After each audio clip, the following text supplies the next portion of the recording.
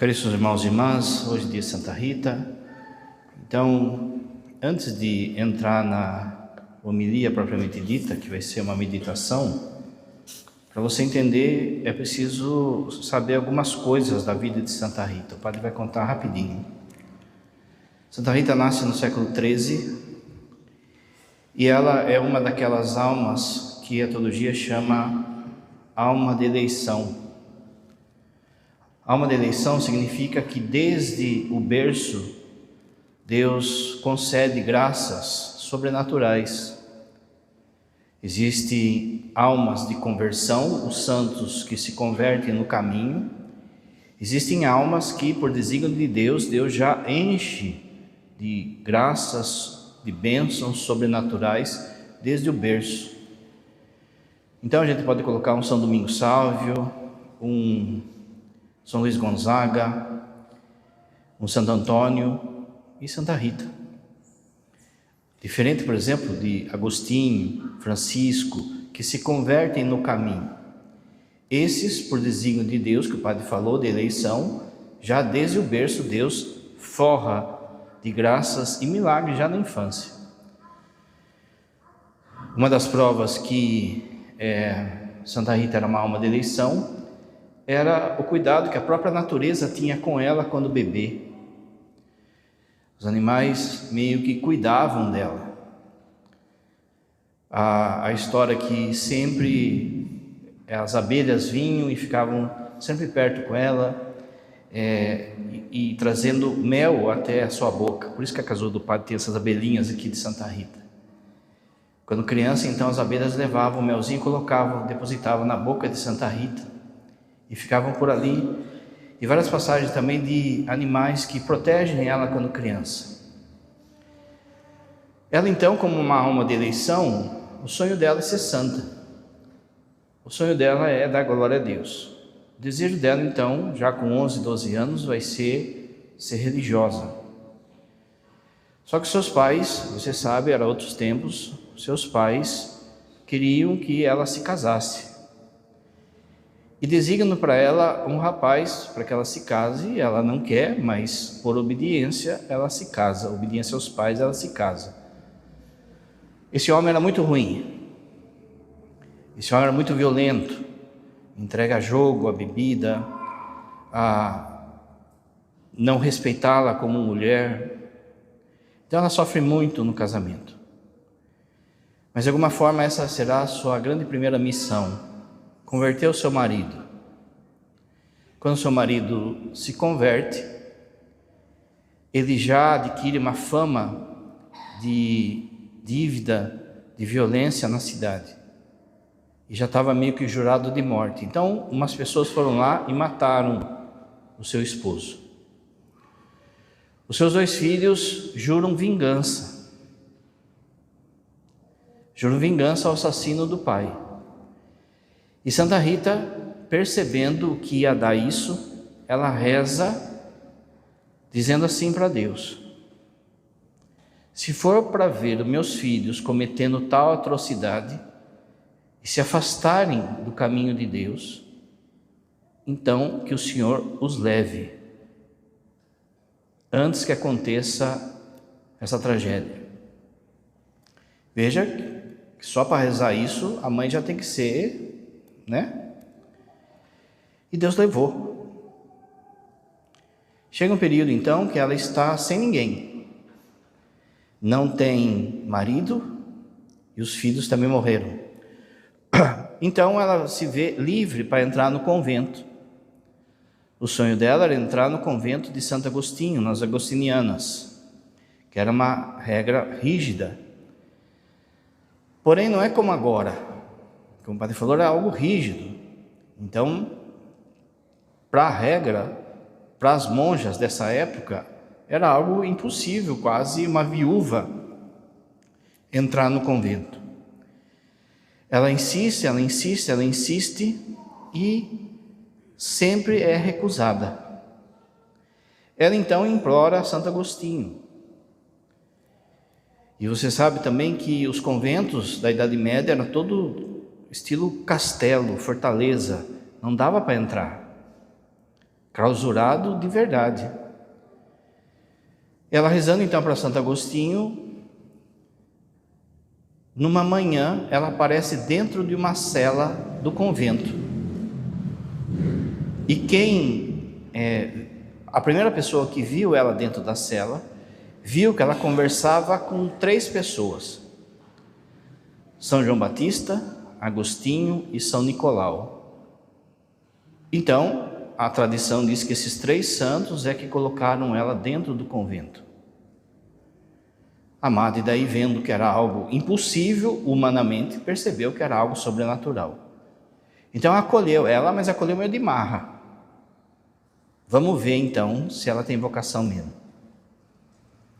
E aí as próprias madres fazem da vida dela um inferno, um tormento, de desprezo, de pior serviço, de repulsa, de você é mundana, você é suja, você já teve marido, já teve vida sexual, de novo, século XIII. Mas ela vai oferecendo tudo aquilo em reparação, primeiro à sua família e também para a própria ordem agostiniana.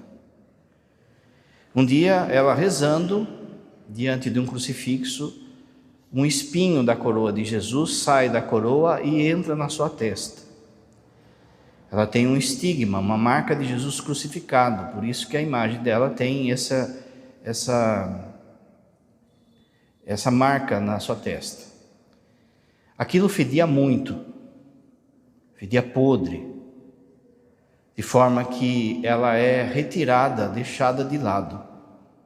Ninguém aguentava e todo mundo daí começa a zombar mais dela ainda. Antes, como o padre falou, o padre esqueceu de falar, mas antes, quando ela é testada, a madre dava um monte de serviço absurdo para ela fazer. Então tinha que carregar pedra de um lugar para outro, e aí quando ela terminava, voltava com as pedras no mesmo lugar, a madre mandava voltar. Limpar jardim, limpar serviços assim, braçais, pesados para uma mulher. E a história famosa de que a madre manda ela regar um toco de madeira, um toco de parreira seco. E ela todo dia levanta e vai regando até que aquilo chega até hoje, dar uva. E tem também a história da Rosa, em que num dia de inverno ela quer dar algo de presente a Nossa Senhora, mas só neve naquele lugar. Então ela pede que o seu anjo da guarda providencie uma rosa. E assim também é dado uma rosa. Por isso, por exemplo, na procissão aqui de Santa Rita, tem chuva de rosa, entrega rosa, tudo por conta disso aí. No final da vida, com esse cheiro insuportável e separada e humilhada, ela morre, daí no final da vida, aquilo que cheirava podre, exala um perfume de rosa novamente. E aí as madres reconhecem a santidade dessa mulher. Essa é uma breve história. Agora a homilia de fato. A homilia, como o padre disse, vai ser uma meditação, principalmente para você mulher. Por que para você mulher?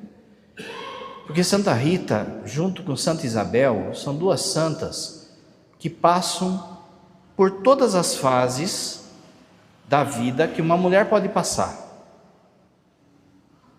Ela é filha, ela é casada, ela é mãe, ela é viúva, ela é religiosa, ela sofre. Todas as etapas que uma mulher pode passar na vida, ela se encaixa. Por isso que Santa Rita, ela é um remédio para dias de feminismo que a gente vive. Santa Rita, ela traz o que de fato é ser feminina, ser mulher diante de Deus. Diferente dessa desfiguração que a gente vê, lógico. O padre já falou no dia que o padre falou para os homens, há uma desfiguração do masculino e do feminino. Isso é obra do diabo. E por muitas vezes, a gente pode pensar, você mulher pode pensar, que isso é coisa de mocinha, o feminismo atingiu as mocinhas, as meninas que estão lá na faculdade. Não. Atingiu a todas. Assim como o padre falava, quando o padre fez a homilia para os homens, tudo isso que a gente traz de machismo, de ranço, ele machucou a todos. De uma forma ou de outra, essa ideia de uma descompensação do que é feminino foi desfigurada na cabeça de todas. E por muitas vezes a gente se perde na engrenagem da coisa toda. Então a homilia de hoje é perguntas de Santa Rita para a mulher de hoje. Santa Rita vai fazer perguntas para você. Primeiro ponto. Minha filha, mulher querida e amada por Deus, não gastes tua vida tentando te fabricar nos moldes do mundo. Não te deixes seduzir pela promessa de que a tua identidade nascerá do sucesso profissional, de uma estética impecável ou de validação, pois assim te tornarás escrava de ti mesmo. Aprende a aceitar com fé as circunstâncias concretas da tua vida, pois sua plenitude começa quando deixas de perguntar: o que eu quero construir para o meu ego, para o meu eu, para a minha fama, e passas a silenciar a alma para ouvir quem Deus quer que eu seja. Quem Deus quer que eu seja. Sem essa escuta, todo projeto humano será vaidade barulhenta. Como as abelhas que pousaram sobre mim no berço sem me ferir, deixa que Deus transforme a tua vida em sinal de doçura, fecundidade e missão. Por isso lhe pergunto, mulher, você está buscando descobrir quem Deus a chama a ser? Ou apenas está preocupada em formar uma imagem admirável de si mesma?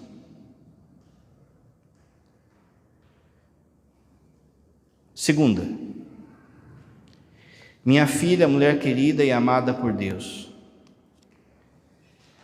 não descartes as pessoas diante da primeira ferida, nem respondas à incompreensão com frieza e desprezo, chamando de amor próprio aquilo que muitas vezes é orgulho. Não permitas que a dureza do outro torne o teu coração amargo como o ambiente que te cerca. Eu enfrentei a violência no matrimônio, não com passividade covarde, mas com a fortaleza mística da cruz. Não aceitei o pecado, mas também não deixei que o pecado do meu esposo destruísse em mim a capacidade de amar. Tua vocação se perde quando deixas o mal do mundo governar as tuas atitudes cotidianas. Mas pela caridade lúcida e pela intercessão perseverante, até os piores infernos podem ser desarmados. Por isso lhe pergunto, mulher, você permite que as feridas dos outros endureçam o seu coração? Ou escolhe amar a loucura da cruz? Terceiro ponto. Minha filha, mulher querida e amada por Deus, não transformes aqueles que te foram confiados como os filhos, em extensões das tuas ambições, muito menos em herdeiros das suas frustrações, feridas e rivalidades. Se recebesses o dom de gerar, biologicamente ou espiritualmente, lembra-te de que nenhuma alma te pertence como posse. Seus filhos são de Deus. Portanto, não os eduque para o mundo, eduque-os para o céu. A maternidade sem Deus prende. A maternidade configurada a Cristo oferece. Eu preferi ver a morte física dos meus filhos a vê-los perder a alma na espiral da vingança e da violência. Aprende, pois, que tua vocação como mãe, catequista, madrinha ou religiosa exige coragem de interromper a transmissão de ódio, de violência e gerar almas para a eternidade. Por isso lhe pergunto, mulher, sua maternidade gera almas para Deus ou apenas prolonga os desejos, medos e feridas do seu próprio coração? Minha filha, mulher querida e amada por Deus, não permitas que as feridas do abandono, do egoísmo, da violência te façam olhar os homens apenas como ameaça, peso ou inimigos a serem combatidos. Não deixes que a tua dor transforme tua vocação de acolhimento e restauração em disputa de poder. Eu conheci a brutalidade no matrimônio, mas não deixei que o pecado do meu esposo destruísse em mim a capacidade de enxergar nele uma alma criada e amada por Deus e que necessita de redenção. Os homens da sua vida necessitam de redenção. A mulher cristã não existe para alimentar a degradação masculina, nem para compactuar com o seu erro, mas para recordar com firmeza e caridade que até o homem mais endurecido continua chamado à conversão. Quando perdes essa visão sobrenatural, o relacionamento se torna campo de guerra. Quando recuperas, tua presença se torna espaço de intercessão e de verdade. Por isso lhe pergunto, mulher, você olha os homens apenas pelas feridas que causam? Ou como almas que Deus deseja restaurar?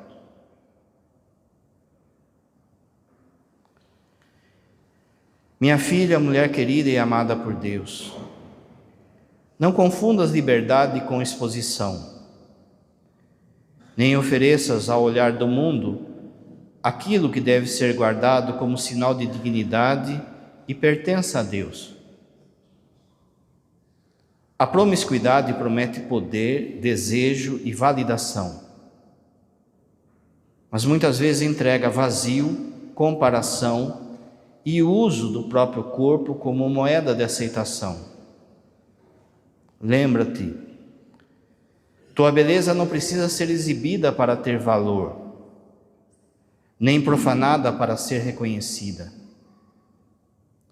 Você não é uma coisa, você não é um joguete. A mulher configurada a Cristo compreende que seu corpo não é vitrine do ego, mas templo do Espírito Santo. Não é instrumento de sedução desordenada, mas linguagem de uma alma chamada à pureza eterna. Por isso lhe pergunto, mulher, você tem usado seu corpo para revelar sua dignidade de filha de Deus? ou para buscar validação no olhar das pessoas. Minha filha, mulher querida e amada por Deus,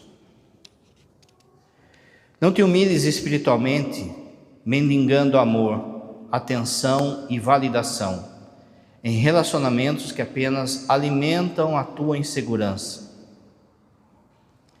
Não te tornes dependentes de sentimentos, de migalhas afetivas e de aprovações passageiras, como se o teu valor dependesse de seres escolhida por alguém. Aprende comigo. A mulher que sabe a quem pertence não precisa implorar amor humano para sentir-se inteira. Quanto mais a tua alma repousar em Deus, menos aceitarás ser usada, ignorada ou reduzida à carência. A verdadeira dignidade feminina nasce quando deixas de correr atrás de afeto desesperadamente e passa a viver como filha já amada por Deus e capaz de amar sem se vender e sem se anular. Por isso lhe pergunto, mulher, você está amando com dignidade ou mendigando afeto para preencher o vazio da sua alma? Minha filha, mulher querida e amada por Deus, não te apegues obsessivamente aos planos que deram errado, pois também assim se instala a esterilidade espiritual. Diante de um divórcio, de um sofrimento, de um luto, da dor da infertilidade ou até mesmo do envelhecimento, não decretes o fim da tua vida, da tua esperança, nem te feches no vitimismo, como se Deus já não tivesse mais nada a te oferecer. Eu perdi toda a minha família, mas não perdi a minha essência, não perdi a minha esperança, não perdi a quem eu buscava. Diante das portas trancadas do convento e da ordem de regar uma madeira seca, obedeci em silêncio e a videira floresceu. A vocação de Deus não é destruída pelas perdas humanas. Quem se recusa a recomeçar sob a soberania divina já está morto. Quem entrega os pedaços da própria história descobre que a obediência a Deus é o único caminho para a verdadeira liberdade. Por isso lhe pergunto, mulher, suas feridas se tornaram desculpa para permanecer estéril e desanimada? Ou suas feridas são um lugar de entrega para que Deus seja Deus? Minha filha, mulher querida e amada por Deus, não te deixes formar por uma cultura que idolatra o conforto e anestesia a alma. Não passes a vida murmurando contra as cruzes que recebes, pois assim te tornarás espiritualmente infantil.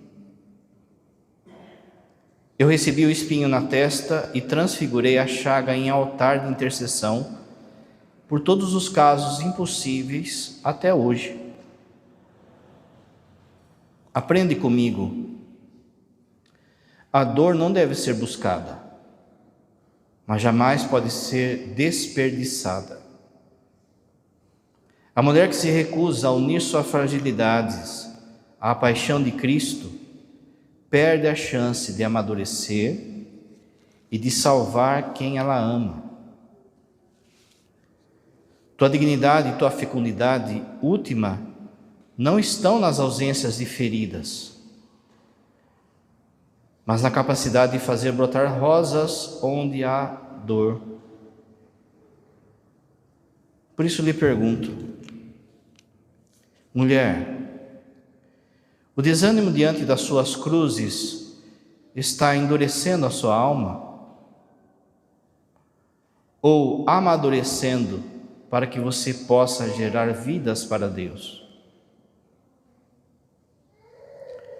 Minha filha, mulher, querida e amada por Deus, não deixes a incapacidade de suportar pequenas mortes da existência te levar a um apego idólatra do controle, domínio, vigilância, imposição, manipulação, centralização e constantes discussões.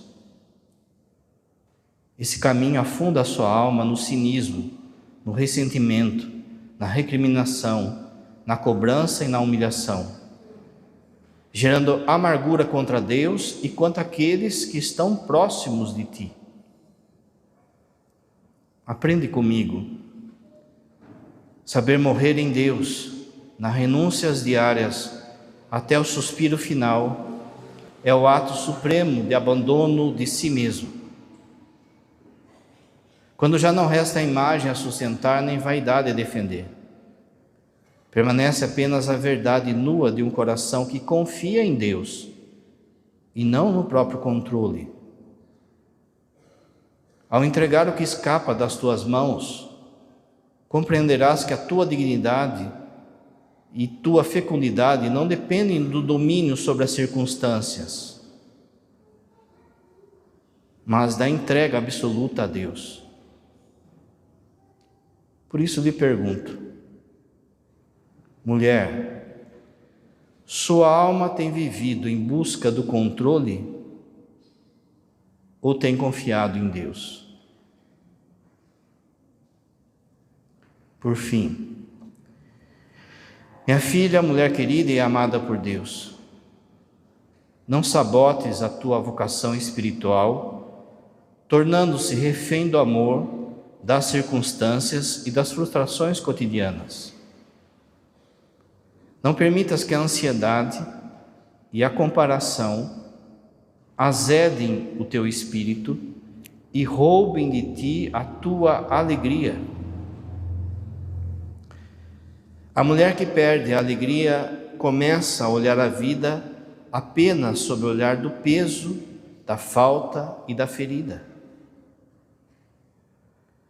Há tristezas nas mulheres que são provocadas por elas mesmas.